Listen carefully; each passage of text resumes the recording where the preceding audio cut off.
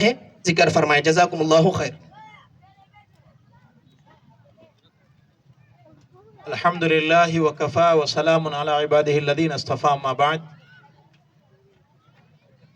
صدق اللہ العظیم. عزیزان گرامی، اسٹیج پر تشریف فرما علماء کرام، عمائدین شہر اور اس ادارے کے ذمہ داران حضرات، پردہ نشین خواتین، مجھے اس موقع پر کوئی زیادہ لمبی چوڑی تقریر تو نہیں کرنی ہے. تعارف تو میرے قد سے بہت اونچا کرایا حضرت مفتی صاحب نے. میں اتنا کوئی بڑا آدمی نہیں ہوں. میں اسی مدرسوں اور اسکول کی لائن کا ایک چھوٹا سا طالب علم ہوں اور اس کا ادنا سا خادم ہوں.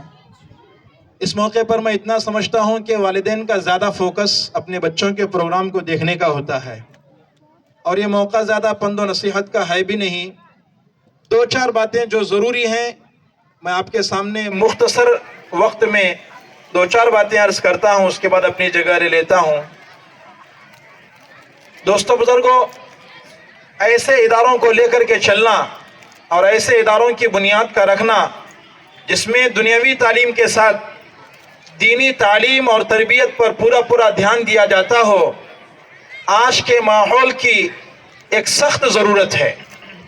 اس لیے کہ جب سے مسلمانوں کے مذہب کی بنیادی چیزوں پر حملہ ہو رہا ہے، وہاں سے ہمارے والدین ان اسکولوں کے ذمہ داروں کے سامنے، وہاں کے اساتذہ اور انتظامیہ کے سامنے بے بس ہیں اور بے بسی کے عالم میں خاموش تماشائی بنے بیٹھے ہیں. اپنے بچوں کو ان کے تابع کیے ہوئے ہیں. اب ان کے پاس نہ کوئی دوسرا آپشن ہے کہ دوسرے اداروں میں داخل کریں، اور نہ ان کو بولنے کی ہمت ہے کہ ہمارے بچے ایسے پروگراموں میں داخل نہیں ہو سکتے. واقعات بہت ہیں، مجھے واقعات بولنا نہیں ہے. ابھی تازہ جس جشن سے 26 جنوری کے جشن سے ہم گزرے ہیں، وہاں پر ہمارے اسکول کے اندر ہمارے علاقے کے اداروں کے اندر دیکھا گیا، پرائیویٹ اسکول کے اندر بچے پڑھا رہے ہیں، ماں باپ بیٹھے ہیں، اور ایک ایسا ڈانس چل رہا ہے جس میں اس کے جو ترانے پر جو ایکٹیویٹی ہوتی ہے، اس میں GSR کے نعرے لگائے جا رہے ہیں اور ہمارے بچے اس پر ایکٹیویٹی کر رہے ہیں.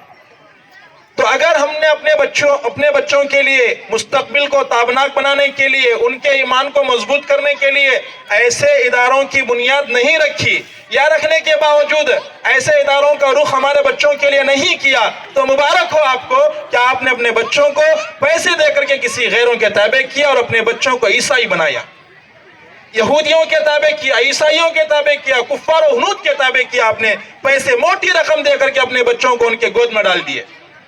تو میں بہت ادب سے عرض کروں گا شہریان الکل اور ذمہ داروں سے اور یہاں کے سرپرستوں سے، یہاں کے عوام سے، کہ ہم اپنے بچوں کو ایسے اداروں کی طرف رخ کریں جہاں پر اپنے بچوں کی تعلیم کے ساتھ ساتھ تربیت پر دھیان دیا جاتا ہو، ان کے اخلاق بنائے جاتے ہوں، اخلاق سنوارے جاتے ہوں، ان کو کچھ بتایا جاتا ہو، سکھایا جاتا ہو.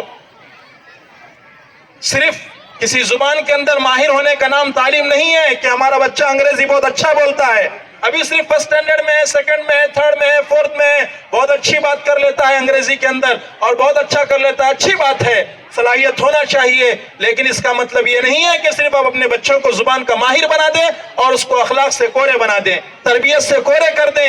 یہ بہت بڑی ناانصافی ہوگی اپنے بچوں کے مستقبل کے ساتھ والدین کی. لہٰذا بہت ضروری ہے کہ ہم ایسے اسکولوں کی، ایسے اداروں کی قدر کریں اور ان کے کام میں ہاتھ بٹھائیں، ساتھ دیں. اگر ساتھ دیں گے تو انشاءاللہ آنے والے دنوں کے اندر، جیسا ہمارے ذمہ دار کہہ رہے تھے کہ یہ جو ادارہ ابھی چھوٹا سا ہے، انشاءاللہ ایک بہت بڑا ادارہ بن جائے گا آنے والے دنوں میں، اگر سب مل کر کے ساتھ دیں گے تو. جن کے مقدر میں ساتھ دینا ہوگا انشاءاللہ وہ ساتھ دیں گے اور اس نظام کے آگے بڑھنے میں ان کا ایک بہت بڑا تعاون ہوگا. جن کے مقدر میں وہ چیز نہیں ہے، خدا را کم از کم اپنے آپ کو حسد کی برائی سے تو دور رکھیں. حسد کی برائی سے، تکلیف ہونے سے اور خامخواہ کے الجھنوں میں ڈالنے سے تو خدا را اپنے آپ کو دور رکھے. اپنے آپ کو ان لوگوں میں تو شامل نہ کرے جو کام کرنے والوں کو بارہا تکلیف دے کر کے انہیں پریشان کرتے ہیں اور ان کی رفتار کو جو ہے سست کر دیتے ہیں. میں بہت معذرت کے ساتھ عرض کروں گا کہ ایسے ادارے بہت کم ہیں، بہت ضرورت ہے. آج کے موقع پر میں حضرت مولانا الیاس صاحب بھٹکلی دامت برکاتہم سے پچھلے تقریباً 8 سال سے جڑا ہوا ہوں. میں نے جو ہے حضرت سے اپنے علاقے کے واقعات کو بیان کیا تو مولانا نے مجھے ایک ذمہ داری دی ہے کہ مولانا آپ اس محنت کو ایک اپنا مشن بنا لو.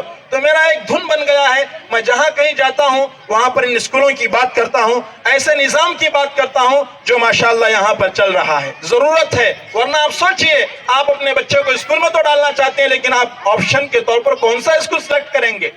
کہاں جائیں گے بچے؟ کن کے تابع کریں گے؟